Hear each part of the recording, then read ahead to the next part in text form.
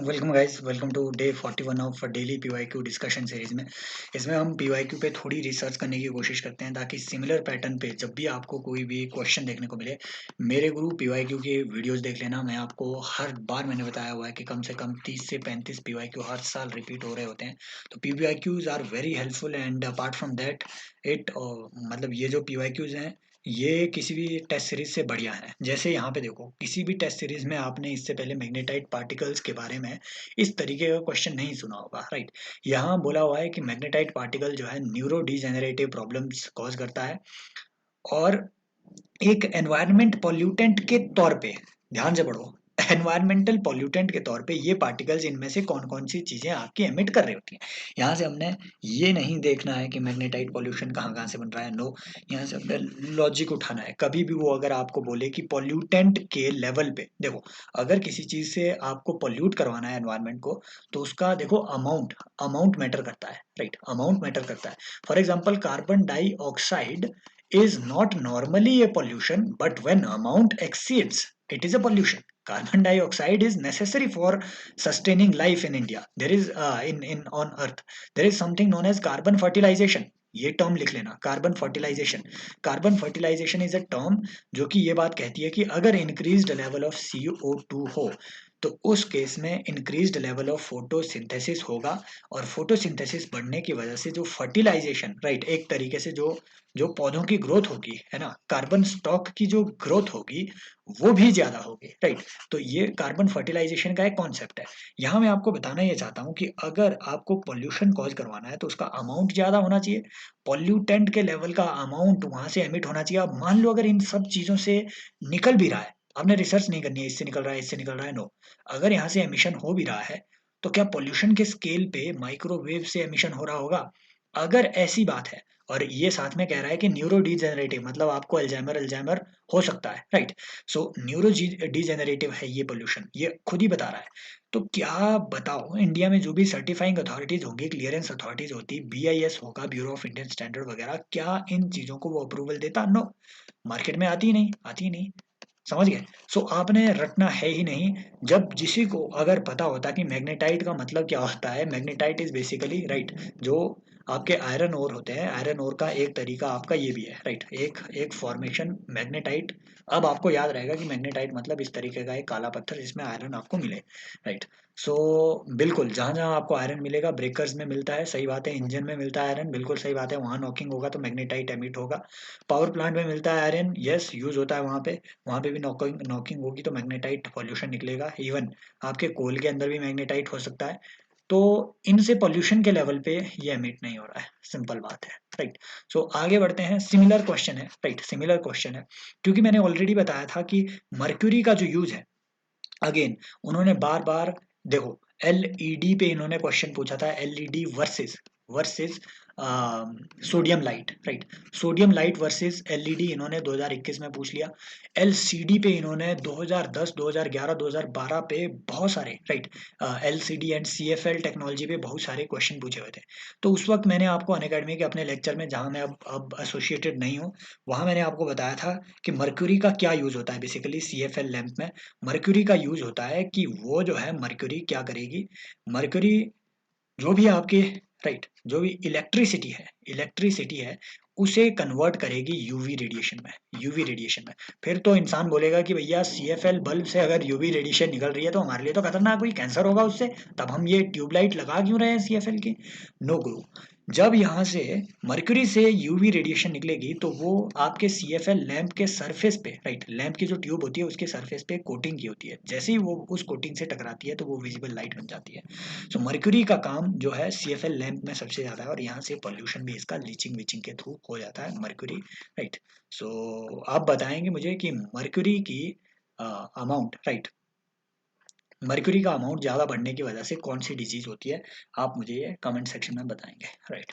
So next आते हैं एक ऐसी ही चीज़ जो आपने शायद कभी पढ़ी नहीं होगी, जो आपने स्किप कर ली होगी, इलेक्ट्रोस्मॉग के बारे में। कुछ नहीं ज़्यादा इसके बारे में पढ़ना है।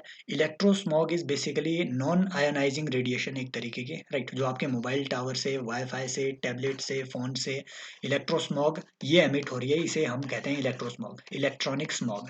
ये एक तरीके का पोल्यूशन ही कंसिडर किया जाता है, जिसकी वजह से आपके आपके देखो क्या क्या हो सकता है कि आपकी बॉडी में सेंसी है ना, हाइपर जो इलेक्ट्रिक हाइपर सेंसिटिविटी है वो जनरेट हो सकती है।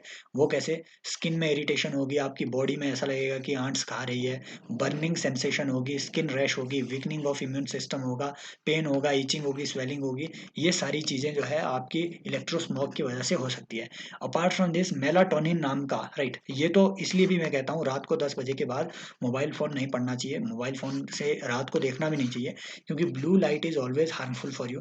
ब्लू लाइट की वजह से मेलाटोनिन नाम का ये जो आपका एक हार्मोन है वो प्रोड्यूस होना कम हो जाता है। इसकी वजह से आपकी जो ब्रेन है वो स्लीप को कॉम्प्रोमाइज़ कर जाता है, रेस्टलेसनेस वगैरह आती है। तो आप लोगों ने रात को नहीं यूज़ करना होता है अपना मोबाइल फ़ोन वगैरह। देखो इंडियन एक्सप्रेस का आर्टिकल है, ई स्मोक पे आर्टिकल है, और ये इंपॉर्टेंट हो सकता है आपके लिए। ई स्मोक क्या है याद रखना। और इंडिया में e smoke is not regulated by either by CPCB और नॉट बाय एनी एजेंसी। तो no clear regulation in India, right. Next आता है आपका इनमें से फिल्टर फीडर क्या क्या चीज़ है, राइट। सो देखो फ़िल्टर फीडर का कॉन्सेप्ट देखो आपने, बिल्कुल ये एक रैंडम क्वेश्चन है, अगर आपको पता नहीं भी है तो आपको घबराने की ज़रूरत नहीं है इसमें, राइट। किसी को पता नहीं है पेलिकन, ऑयस्टर, ऑक्टोपस वगैरह खाना-पीना कैसे खाते हैं ये, राइट। लेकिन इतना याद रखो कि फ़िल्टर फीडर मतलब क्या? फ़िल्टर फीडर मतलब मान लो ये कोई फ़िश है, मान लो ऐसी एक चौड़ी फ़िश है, तो ये क्या करेंगे, ये बजाय इसके कि सीधा, राइट, सीधा किसी फ़िश को खाएँ, राइट, कार्निवोर ना होने के बजाय ये क्या करते हैं, पानी अपने अंदर इंजेस्ट करेंगे, पानी के साथ प्लैंकटन भी इनके पेट में आएंगे, प्लैंकटन को ये डाइजेस्ट कर लेंगे, पानी को बाहर फिल्टर करके फेंक देंगे। This is filter feeder. तो ये पूछ रहा है कि ऐसा कौन सा सिस्टम है। देखो कैटफिश तो देखो आप लोगों ने देखी होगी, सुनी होगी, राइट। एकदम बिल्कुल छोटे टाइप की आपकी जो फिश रहती है वो आपकी कैटफिश रहती है ना, फ्रेश वाटर में भी आपको देखने को मिलेगी ये कैटफिश वगैरह। तो ये तो नहीं है फिल्टर फीडर, राइट, ये फिल्टर फीडर नहीं है कैटफिश। दो, राइट, इसे आप एलिमिनेट कर दो, ये एक कार्निवोर स्पीशी है, राइट। एंड देन आपका आता है, राइट, यहाँ देखो ऑक्टोपस को देखो, ऑक्टोपस को, ऑक्टोपस क्या करता है basically, octopus is not a filter feeder. आपने कभी भी, इसीलिए मैं कहता हूँ बीबीसी अर्थ नाम का एक चैनल होता है, उसकी छोटी छोटी वीडियोस देख लिया करो, उसमें बहुत अच्छी स्पीशीज, अलग अलग स्पीशीज की आपको बहुत बहुत इलेबोरेट नॉलेज मिलेगी, राइट। सो ऑक्टोपस जो है एक तरीके का, राइट, इस तरीके का इसका स्ट्रक्चर रहता है ऑक्टोपस का। तो ये एक तरीके का आपका कार्निवोर रहता है, राइट। और ये आपके जिंदा एनिमल्स को खा जाता है ऑक्टोपस। तो अगर वो यहाँ पे जेलीफिश भी लिखता तो वो भी फिल्टर फीडर नहीं होती, क्योंकि जेलीफिश भी एक तरीके की कार्निवोर है। वो सीधा डेड एनिमल्स को ना, सॉरी, जो आपके एनिमल्स हैं, मान लो फिशेस वगैरह है, जेलीफिश उनको खा जाती है। तो बस ऑक्टोपस भी आप हटा दो।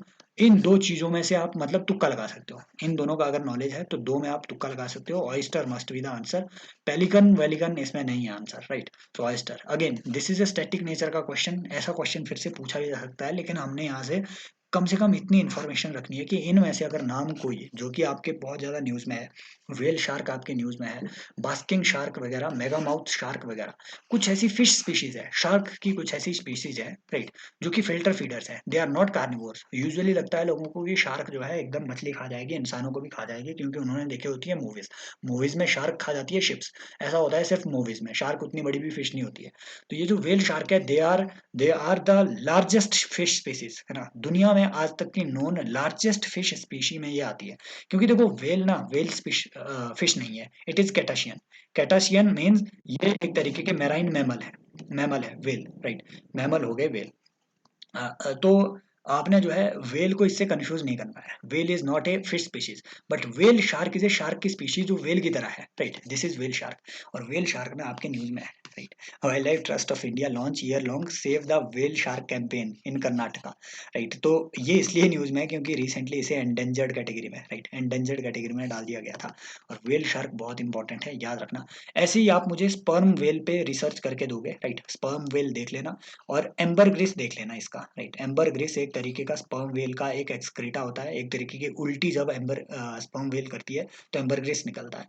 और ये एम्बर ग्रिस इतना ज्यादा मतलब बहुत इंपॉर्टेंट है, कम से कम 2-3 करोड़ का एक पीस इसका बिकता है, राइट, 1 किलो का ये बिकता है, बहुत महंगा होता है ये एम्बर ग्रिस।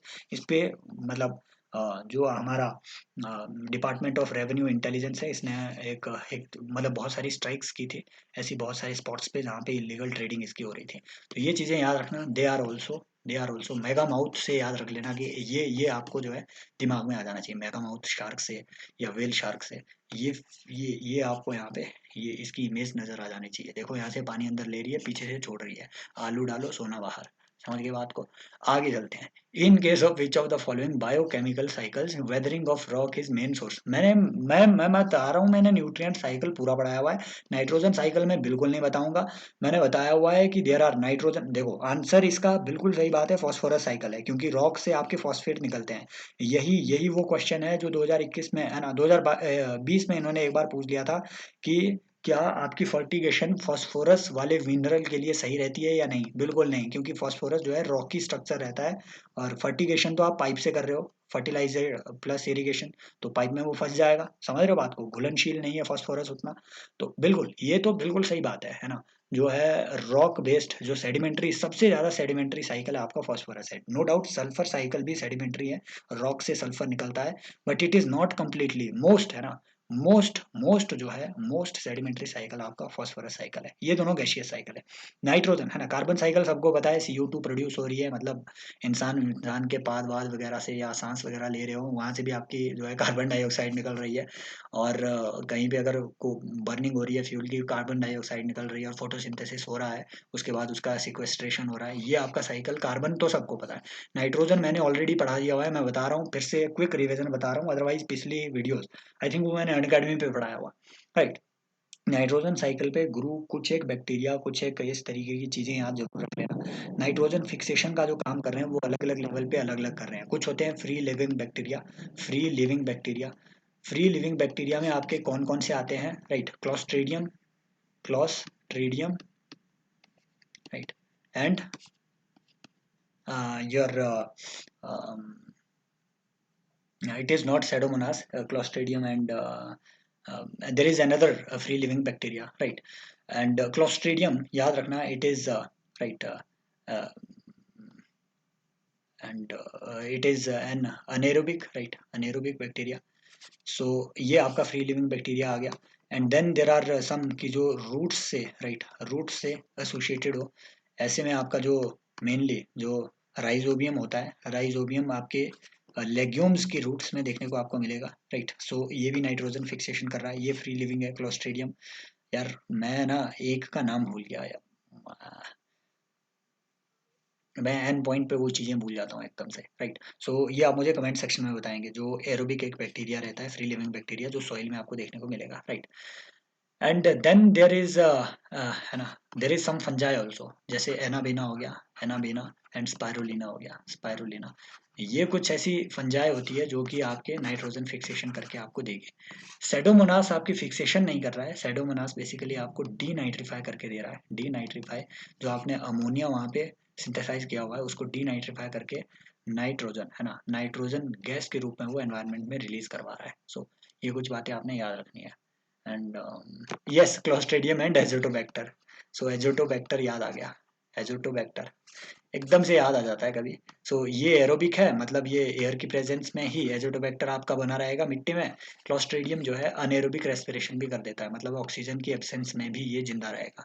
तो ये कुछ बातें हैं जो हमने ऑलरेडी डिस्कस की हुई है। क्वेश्चन पूछ रहा है डेट्रीटिव वोर, इनमें क्या है? यहाँ से दो कॉन्सेप्ट हम देखेंगे, डिफरेंस बिटवीन डेट्रीटिव वोर एंड सेप्रोट्रॉप्स।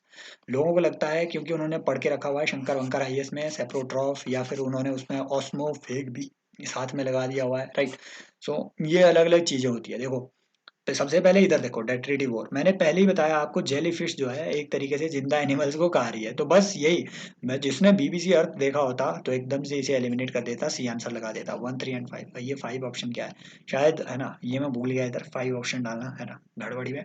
लेकिन 5 ऑप्शन जो भी है, कम से कम ये तो है। अर्थवॉर्म बिल्कुल सही बात है, डेट्रीटिव वोर है। राइट, ये अर्थवॉर्म एक तरीके से आप जो है एक तरीके से जो भी आपका एक्सक्रीटा होता है, राइट, जो भी एक्सक्रीटा होता है उस पे ये सस्टेन करते हैं, डेट्रिटस पे ये सस्टेन करते हैं अर्थवॉर्म, ये बात सही है। और यही अर्थवॉर्म का जो आपने ओशनिक वर्जन अगर देखना हो तो आपने वहाँ सी कुकुम्बर पढ़ा होगा, सी कुकुम्बर। सी कुकुम्बर इसलिए इंपॉर्टेंट है क्योंकि इन्हें जो है एंडेंजर्ड कैटेगरी में रखा गया है IUCN के। और आप मुझे कमेंट सेक्शन में बताएंगे कि इंडिया का एक ऐसा आइलैंड स्टेट है, राइट, एक ऐसी आइलैंड यूटी है जो कि प्रॉपरली, राइट, पूरे कोरल, है ना, कोरल एटॉल्स से बनी हुई है ना, पूरे कोरल अटॉल से बनी हुई है। आप मुझे बताएंगे कि अब मैं आपको बता रहा हूँ कि वहाँ सी कुकुम्बर सेंचुरी इंडिया की पहली बनी हुई है, पहली सी कुकुम्बर सेंचुरी इंडिया की वो आइलैंड में बनी हुई है। आप मुझे बताएंगे कि वो आइलैंड कौन सा है। मैंने डिस्क्रिप्शन दे दी, बताओ वो आइलैंड वाली यूटी कौन सी है। सी कुकुम्बर का पहली सेंचुरी वहाँ बनी हुई है, पूरा ये कोरल से बना हुआ है ये पूरा आइलैंड। बस अब इधर आते हैं अपने जेलीफिश, जो मैंने ऑलरेडी आपको बता दिया है। इसका स्ट्रक्चर कुछ ऐसा होता है, मान लो ये फिश का बॉडी स्ट्रक्चर है, इसकी बहुत लंबी लंबी 1-2 किलोमीटर की टांगे होती है। तो जहाँ भी इसे कोई फिश फिश तैरती हुई दिखेगी, इन टांगों से खींच लेगी और खा लेगी। ये होती है जेलीफिश का स्ट्रक्चर। बस ये हटाओ हटाओ हटाओ हटाओ, समझ आ गई बात। So this is elimination. They usually want you to know the very basic things about ecology. अगर वो यहाँ से डेट्रीटिव और हटा करके सेप्रोट्रॉफ लगा देता ना, तो नन ऑफ द अबव होता गुरु। मैं बता रहा हूँ आपको, नन ऑफ द अबव होता। क्योंकि सेप्रोट्रॉफ, बिल्कुल सही बात है, saprotroph are also decomposers. Detritivores are also decomposers, decompose कर रही है ऑर्गेनिक मैटर को। Saprotrophs are also decomposers.